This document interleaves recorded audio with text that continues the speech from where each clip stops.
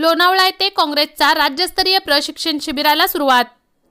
लोणावळा येथे महाराष्ट्र प्रदेश काँग्रेसचा 2 दिवसीय राज्यस्तरीय प्रशिक्षण शिबिराचे उद्घाटन महाराष्ट्राचे प्रभारी रमेशजी चेन्नितला यांच्या प्रमुख मार्गदर्शनाखाली झाली।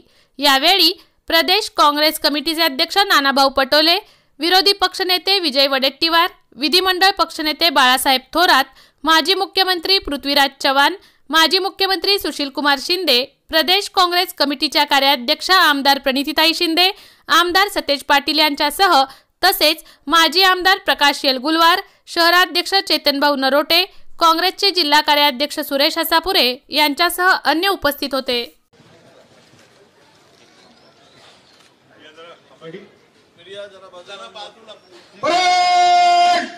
सावधान, camera please side. Vande Mataram शुरू करेंगे। वंदे मातरम, वंदे